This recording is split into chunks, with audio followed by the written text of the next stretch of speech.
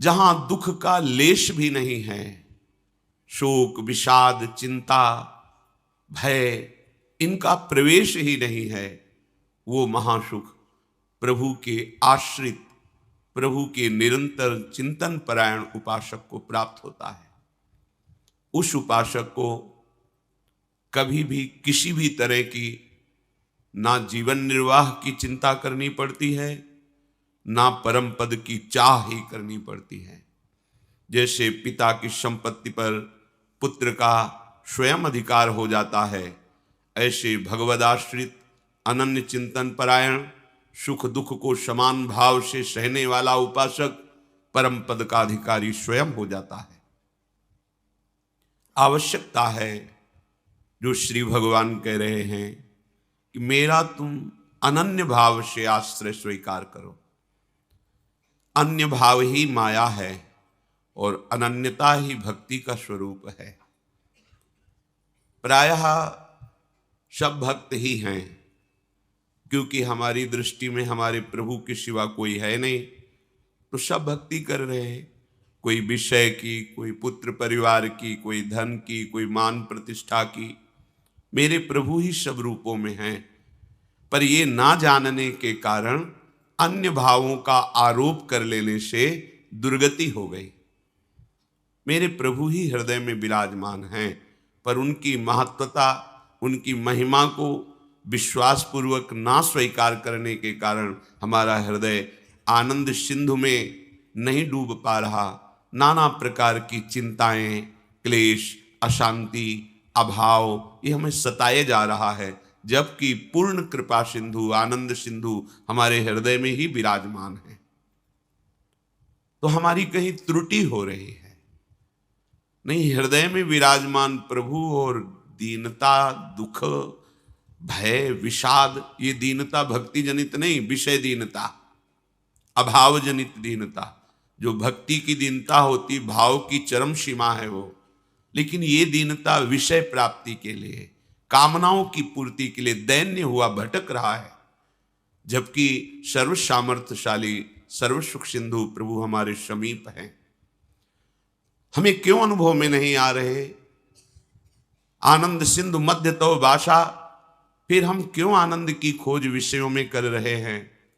अज्ञान के कारण, अविद्या के कारण।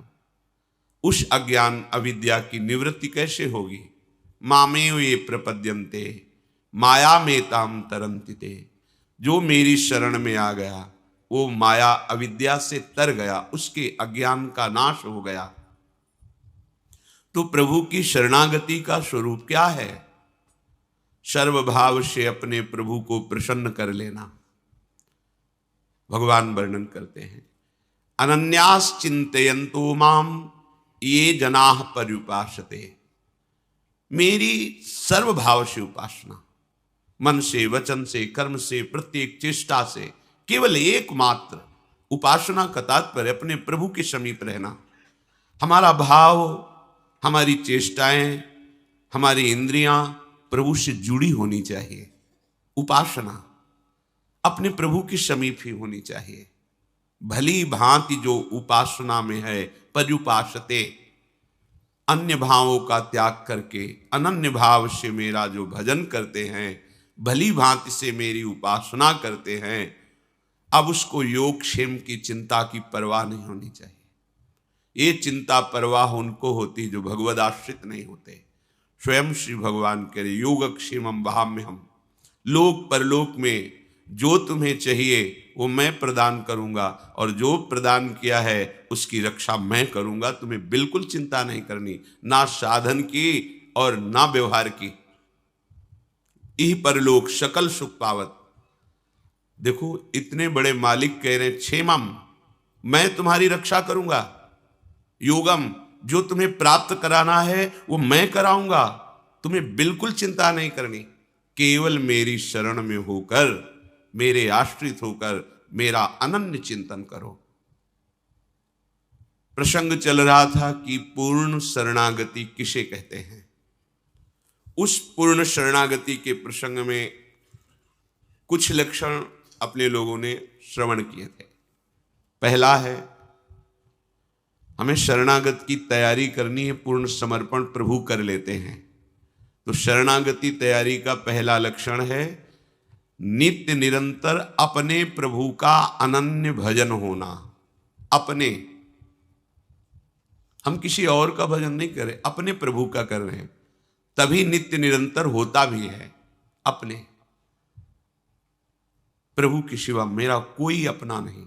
इस अपने शब्द में कोई भी वस्तु, व्यक्ति, स्थान, पद, प्रतिष्ठा नहीं आनी चाहिए। अपनापन आपका सुरक्षित केवल प्रभु के लिए हो। हम लोग यहां चूक कर बैठते हैं, किसी न किसी को अपना मान लेते हैं। अपना धन, अपना जन, अपना बल, अपना ज्ञान, अपनी तपस्या, अपना व्रत, अपना नियम। कोई बिरला ही होता है जो केवल प्रभु को अपना मानता है, अपनापन केवल प्रभु को। फिर तो बात बन गई। फिर तो मतलब ऐसी जीवन में दिव्यता आएगी कि आप खुद अनुभव करेंगे। शब्द याद कर लीजिए, अपनापन केवल प्रभु से। दूसरा कोई अपनेपन को ना लेने पावे, यही हमारी सावधानी है। पर हमारे हृदय में जांच करके देखा जाए तो सब जगह अपनापन हो सकता है, लेकिन प्रभु से नहीं। तो कैसे जांच की जाती है हृदय की, जिससे हम ये जान पावें कि प्रभु से अपनापन है या किसी वस्तु, व्यक्ति से? तो जिसके मिलने से प्रभु का विस्मरण हो जाए तो उससे विशेष अपनापन है, क्योंकि उससे कम अपनापन वाले को हम भूल जाते हैं, ज्यादा अपनापन वाले की स्मृति आ जाती है। यदि किसी व्यक्ति, वस्तु, पद, प्रतिष्ठा, स्थान की प्राप्ति पर अपने प्राण प्रीतम प्रभु का विस्मरण हो जाए तो अभी अपनापन हम पूरा नहीं दे पाए। प्रभु छोटे हो गए, उनका अपनापन कम हो गया और संसार के संबंध, भोग सामग्री, यश, कीर्ति, प्रतिष्ठा ये ज्यादा हो गए। हृदय में देखो, प्रभु के समान केवल प्रभु ही हैं और हमारा अपनापन केवल उनके लिए है। ये बहुत बड़ी महिमामयी शरणागति की बात है। पहला है नित्य निरंतर अपने प्रभु का अनन्य भजन होना। फिर दूसरा है प्रभु को ही अखिल विश्व रूप में प्रकट भावना में देखना, मेरे ही प्रभु। इनकी व्याख्या हो चुकी है।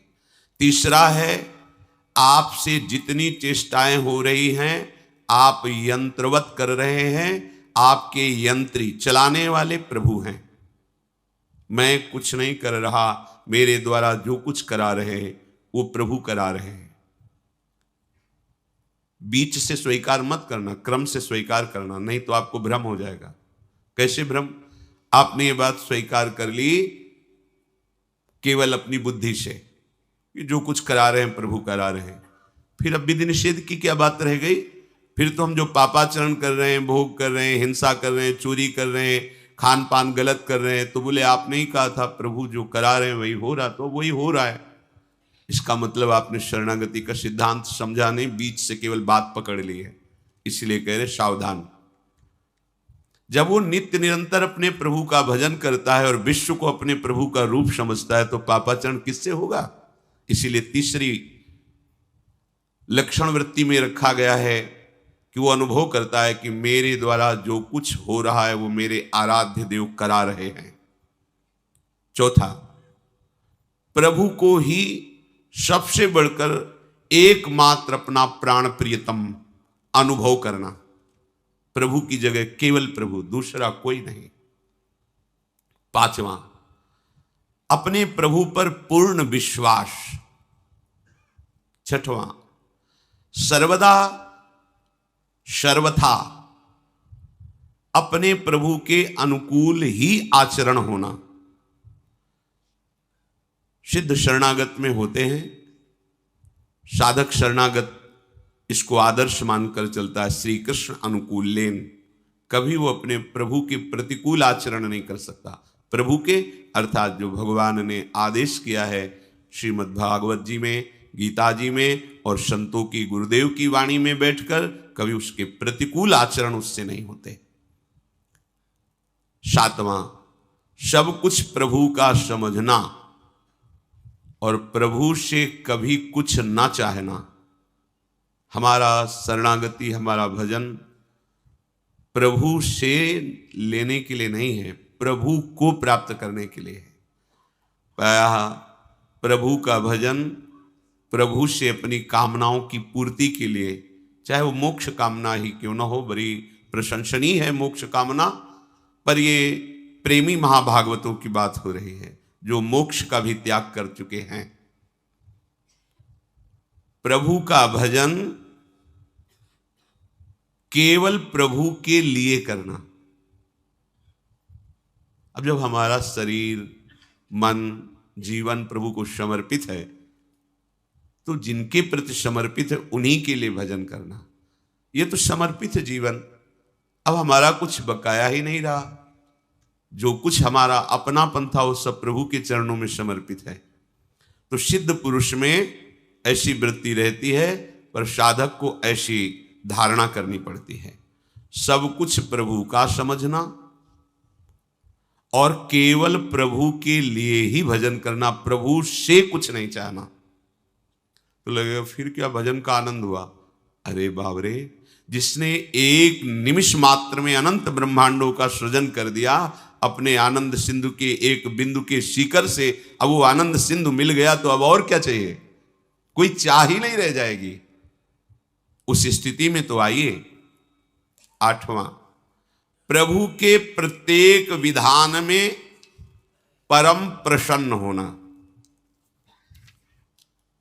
अब इसकी व्याख्या है। अभी तक जो सूत्र बोले, कल इनकी चर्चा हुई थी।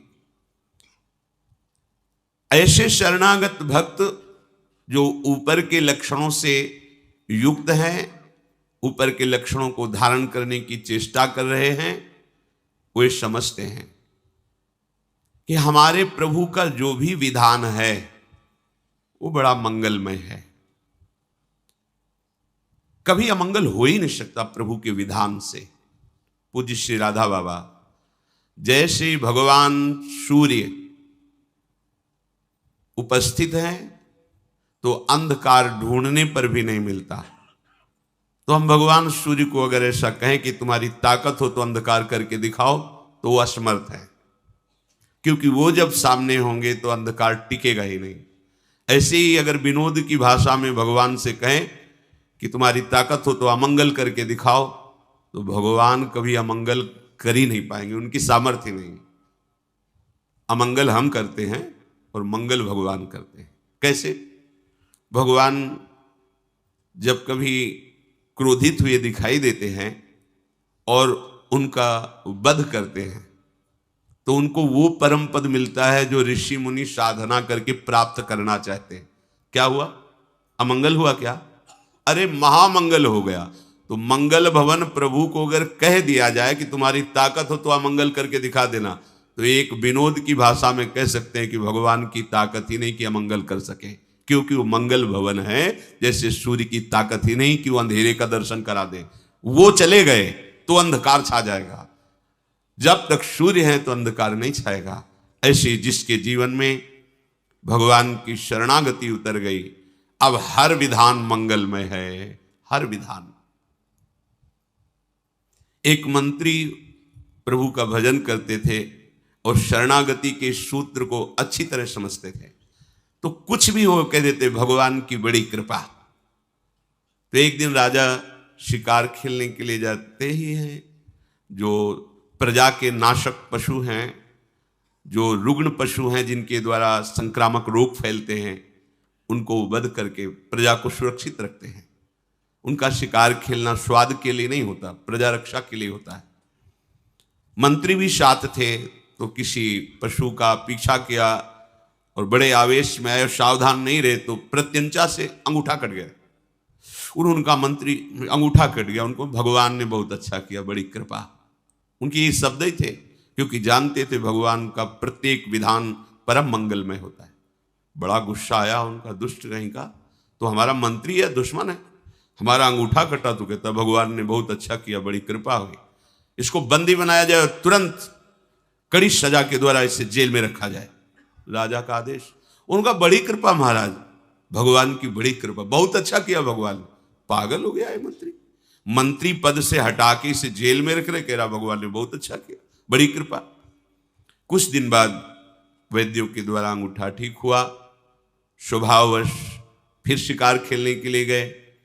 एक पशु का पीछा किया। जो राज सैनिक थे वो जंगल की गलियों में पीछे रह गए और वो आगे निकल गए पशु का पीछा करते हुए। उधर कोई बलशाली राजा के परिकर बलि देने के लिए पुरुष की खोज कर रहे थे। भद्रकाली को प्रसन्न करने के लिए नर बलि का उन्होंने संकल्प लिया था। ये मिल गए राजा, इनको ले गए। स्नान आदि करा के जब पुरोहित के सामने ले गए जहां बलि दी जाती थी, तो पुरोहित ने सर्वांग पुष्टता का निरीक्षण किया कि सर्वांग पुष्ट है कि नहीं। तो देखा तो अंगूठा कटा हुआ था। उन्होंने कहा ये अंग भंग पुरुष की बलि नहीं दी जाती, छोड़ो इसको, छोड़ दी। अब वो मनाए कि बात तो सही थी, अगर भगवान कृपा करके अंगूठा ना काटते तो आज गला कट जाता। मंत्री ने ठीक कहा था, भगवान का हर विधान मंगलमय होता है।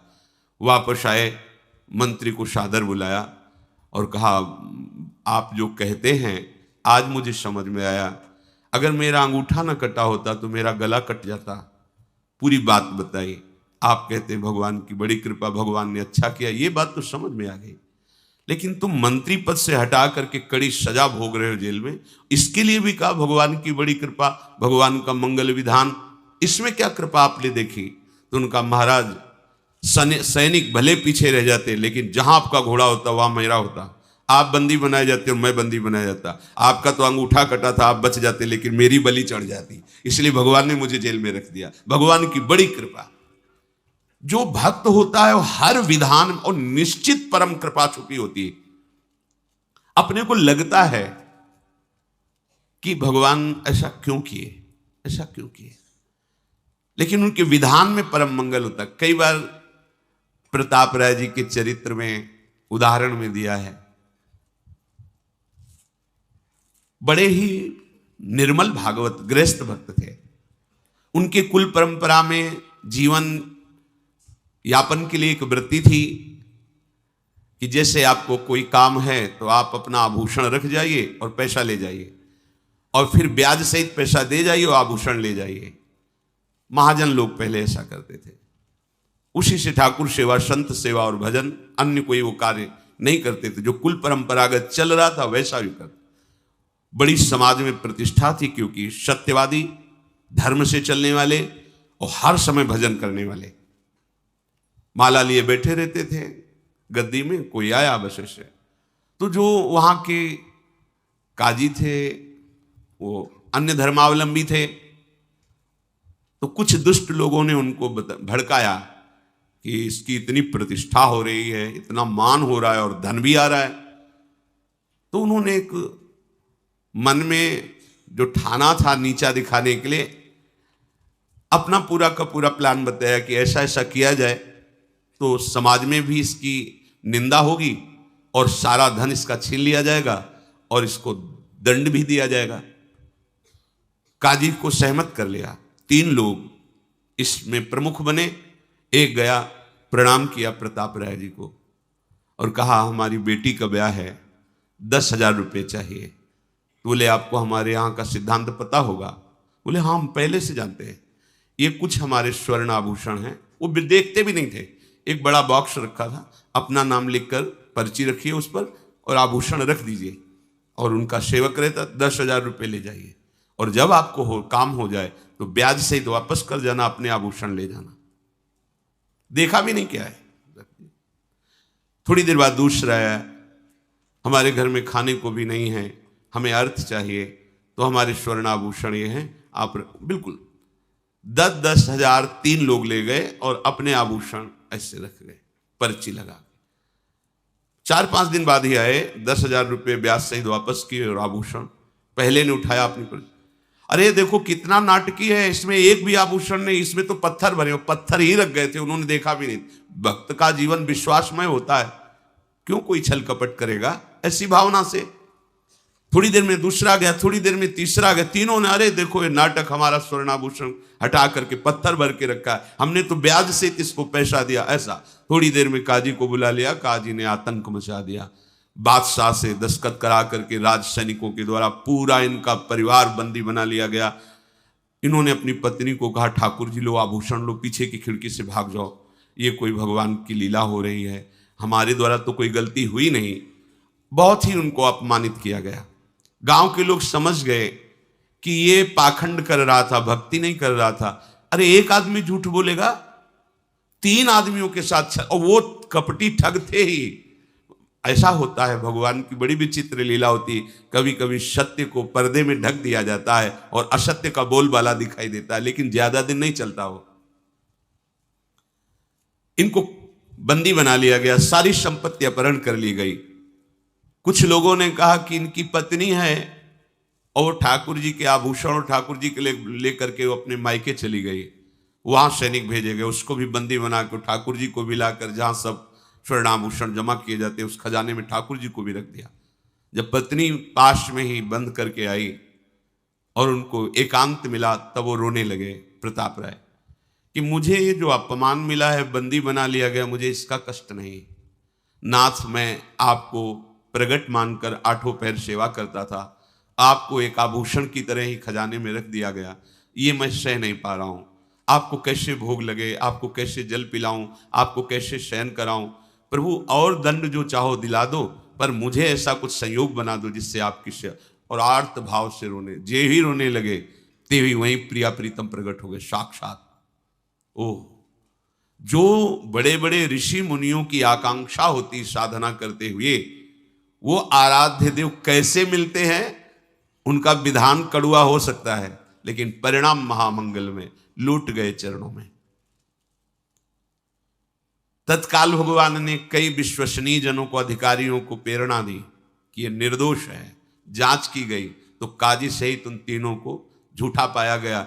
बादशाह की तरफ से उनको दंड मिला और पूरे नगर में ससम्मान के साथ प्रताप राय जी को फिर स्थापित, उनकी प्रतिष्ठा, उनका मान, उनके ठाकुर, उनकी संपत्ति। और राजा ने कहा, आज के बाद सदैव हमारा सहयोग रहेगा। क्या हुआ? थोड़ी देर के लिए कड़ुआ विधान नजर आया, लेकिन भगवत साक्षात्कार का योग बन गया। जो भक्त है उसके हृदय में निश्चय हो जाता है कि अब जो होगा वो सब मंगल विधान भगवान का होगा। एक होता है सहना कि अब क्या करें, भगवान है, जो करेंगे सहना ही पड़ेगा। और एक होता है आनंदित होकर के मेरे प्रभु जो कर रहे हैं बहुत मंगलमय कर रहे हैं। आप इतना समझ लो कि भगवान के भंडार में आनंद ही आनंद है, दुख तो है नहीं। अमृत ही अमृत है, जहर है नहीं।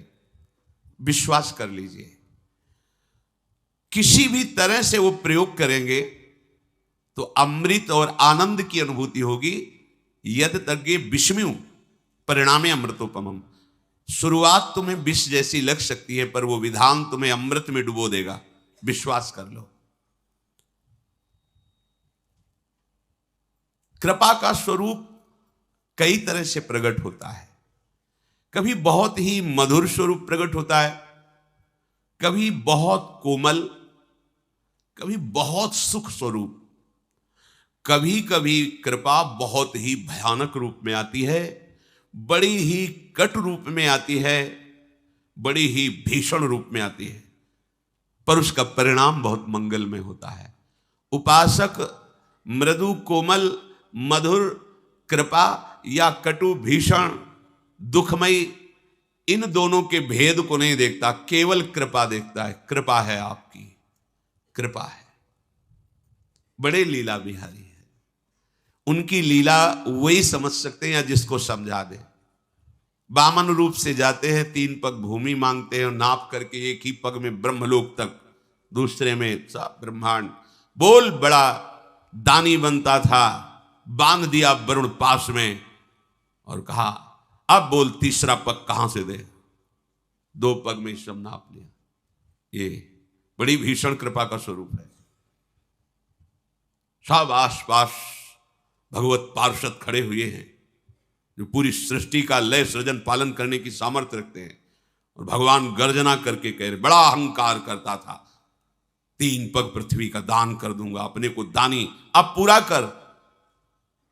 मुस्कुराए बलि जी महाराज, प्रभु अभी तो आपको प्रणाम भी नहीं किया है। प्रणाम भी कैसे करूं, आपने तो बांध रखा है। प्रार्थना करता हूं कि जिन श्री चरणों के नपने से आपने मांगा था, उन्हीं श्री चरणों से, दो में तो संपत्ति नाप ली, अब एक में संपत्तिवान को नाप लीजिए। अपने चरण हमारे माथे पर पधराइए और मुझे। भगवान बंध गए, बलि जी को नहीं बांधा, बंध गए। करुणा समुद्र भगवान मुस्कुरा दे, बोले तुम्हें तनिक भी क्षोभ नहीं हो? बोले प्रभु क्षोभ किस बात का? प्रहलाद जी आ गए, स्तवन कर रहे हैं, उनकी पत्नी स्तवन कर रही। भगवान ने कहा आज के बाद द्वारपाल मैं तुम्हारा। आज भी भगवान बलि के द्वारपाल बने हुए खड़े हुए हैं, आज भी। बोलो, भगवान ने बलि को बांधा या बलि ने भगवान को बांध दिया? लेकिन कृपा इतनी भीषण दिखाई दे रही थी कि कोई मंगल का विधान ही नहीं समझ में आ रहा था।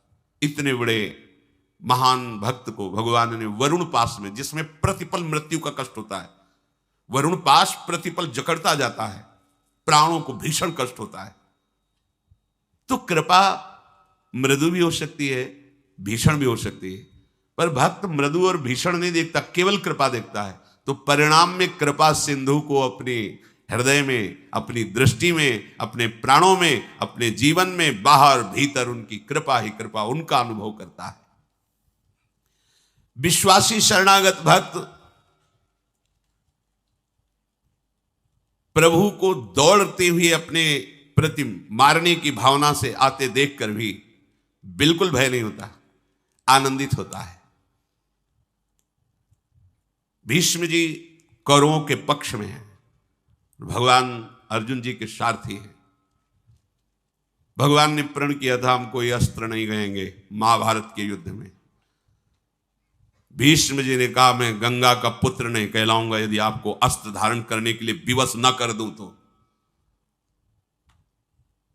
भीष्म जी ने ऐसे बाणों की वर्षा की कि अर्जुन जी की कोई बस नहीं रह गई। महावीर हैं भीष्म जी। और भगवान के भी शरीर में बाण रूपी पुष्पों की झड़ी लगा दी। अर्जुन को, भगवान को अपने बाणों की परवाह नहीं। जब अर्जुन को देखा कि ना तो प्रत्यंचा चढ़ा पा रहे हैं, क्यों जे ही प्रत्यंचा पे काट दिया था, प्रत्यंचा काट दी, हर जगह से असमर्थ कर दिया अर्जुन को। कूद पड़े रथ से, उठाया रथ का पहिया और भागे भीष्म को मारने के लिए। ये देखो कृपा, अपनो परण विशार भगत को पूरो परण निभाऊं। भीष्म जी ने धनुष बाण रख दिया और घुटने टेक कर हाथ जोड़कर बैठ गए और कहा एहि पुंडरीकाक्ष देव देव नमोस्तुते मामद्य सात्वत श्रेष्ठ पातयस्व महाहवे त्वया हि देव संग्रामे हतस्यापि ममानघ श्रेय एव परम कृष्ण लोके भवति सर्वतः संभावितोऽस्मि गोविंद त्रैलोक्ये नाद्य संयुगे प्रहरस्व यथेष्टं वै दासोऽस्मि तव चानघ। सर झुका दिया, कहा आइए आइए पुंडरीकाक्ष, हे देवदेव नमस्कार है, नमस्कार है। आप अपनी महिमा से उतरकर भक्त के प्रण को पूर्ण करने के लिए ये रूप धारण, भगवान क्रोधातुर होकर आगे बढ़ रहे हैं। हे गोविंद, हे श्री कृष्ण, आज मैं जगत में परम सम्माननीय हो गया क्योंकि आपके हाथ से मारा जाऊंगा। और पहली बात, आपने अपनी प्रतिज्ञा हटाकर मेरे प्रण को पूरा किया। स्वागत है, आइए। मैं आज त्रैलोक में सम्मानित हो गया। आप मुझ पर मन चाहा प्रहार कीजिए, मुझे बहुत सुख होगा क्योंकि मैं अपने स्वामी के हाथ से मारा जा रहा हूं। भगवान भयंकर क्रोध करके दौड़ते हुए दिखाई दे रहे। भीष्म जी को बड़ी मृदु कृपा का अनुभव हो रहा है। मेरे प्यारे, मेरी बात रखने के लिए अपनी बात को हटा दिया। आओ, स्वागत है आपका। भगवान मारे थोड़ी, कुछ कदम चल करके अर्जुन जी दौड़ पड़े प्रभु को प्रभु नहीं, आप नहीं प्रभु, आप नहीं, आप आज्ञा कीजिए, आज मैं दिखाऊंगा इन्हीं भीष्म को, धूल चटा दूंगा, आप आइए। तो बाणों की वर्षा करके बाणों की सैया पर भीष्म जी को लुटा दिया। अर्जुन जी ने 6 महीना बाणों की सैया पर पड़े। जब अंतिम समय है और भगवान पधारे तो भीष्म जी ने प्रभु को याद दिलाई कि अपना प्रण छोड़ करके हमारे प्रण की रक्षा की थी। आज मैं अपनी पवित्र कन्या को आपके चरणों में अर्पित करता हूं, आप पाणी ग्रहण कीजिए। कौन पवित्र कन्या? बुद्धि। आज तक इस बुद्धि रूपी कुमारी कन्या ने किसी का वर्ण नहीं किया। हे कृष्ण, केवल आपका ही आश्रय, इसलिए अंतिम समय है। मुझे याद है आपने मेरी बात रखने के लिए अपनी बात हटा दी। मैंने देखा है आपका पीतांबर फहराते हुए, वापट पीत की फहरान, करधरि चक्र चरण की धावनी, नहीं बिसरती वह बाण। वापट पीत की फहरान। आप हमारे लिए सत्य, वेद कहते हैं, शास्त्र कहते हैं, आप सत्य हैं, सत्य नारायण हैं, सच्चिदानंद हैं। आप अपने वचन को झूठे करके मेरे वचन को साचा किया। प्रभु, आपकी करुणा की बात ये वर्णन करने में नहीं आती। नाथ, रथ ते उतरी अवनी आतुर है, कचरज की लपटान, मानो सिंह सैल ते निकस्यो, महामत गज जान। जिन गोपाल मेरो पन राख्यो, मेटी वेद की कान, सोई सूर सहाय हमारे, निकट भये हैं आन। आज हमारे प्राण निकलने वाले हैं, तो प्रभु आप उसी करुणा से आप हमारे सामने आ गए। बड़े बड़े योगी जन चाहते हैं कि अंत में आपका स्मरण आ जाए, आपका ध्यान आ जाए। आप अपने जनों को कितना प्यार करते हैं। वेद की मर्यादा को एक तरफ रख करके कि प्रभु सत्य हैं, उनके वचन सत्य हैं, आपने अपने सत्य प्रण को छोड़कर मेरे प्रण की रक्षा की, और आज अंतिम समय देखो आप मेरे सामने खड़े हो। भक्त को किसी भी परिस्थिति में ऐसा अनुभव नहीं होता कि भगवान की बड़ी कड़वी कृपा है, कभी ऐसा। हर विधान परम सुख सच्ची। जब वो समझाते हैं फिर समझ में आता है कि प्रभु आप कितने कृपालु हैं। अगर आप ऐसा ना करते तो ऐसा ना होता। निश्चित आपकी कृपा ही कृपा है। भगवान विधान बदलने में सर्वसमर्थ हैं, पर वो अपने भक्त के मंगल के लिए विधान करते हैं। थोड़ा सा आपको लगेगा कि बहुत ही हानिकारक विधान हुआ, अब कोई हमें पूछता नहीं है, हमारी लौकिक उन्नति मारी गई, कोई हमें प्यार नहीं करता। सच्ची समझो, अब आपको उस योग्य बना रहे हैं जिसमें अजान बाहु प्रभु आकर अपनी बाहुओं में तुम्हें भर लेंगे। उस योग्य बना रहे हैं। बहुतों ने हमें कहा कि हम आपको प्यार करते हैं, आज तक कोई साथ नहीं है। लेकिन जो वास्तविक प्यार करते हैं प्रभु, वो जब हमारे को अपने हृदय से लगाएंगे तो परम विश्राम मिल जाएगा, फिर किसी और की जरूरत नहीं है। यदि कोई ऐसे भगवान के विधान को समझता है कि क्या करूं, अब कोई उपाय नहीं इससे बचने का, अब सर्व समर्थ है, उनको जो मन में आता है सो कर देते हैं, सहना पड़ेगा, ये मतलब यहां जो चर्चा हो रही है उस भक्त की नहीं। वो भी भक्त है, यहां उस भक्त की हो रही जो कड़वे से कड़वे विधान को मुस्कुरा कर सहता है। मंगल रूप भगवान का विधान मंगल में देख करके परम अनुकूलता का अनुभव करते हुए उसमें आनंदित होता है। उपासक प्रभु के हर विधान को मंगल में देखना, ये शुभ।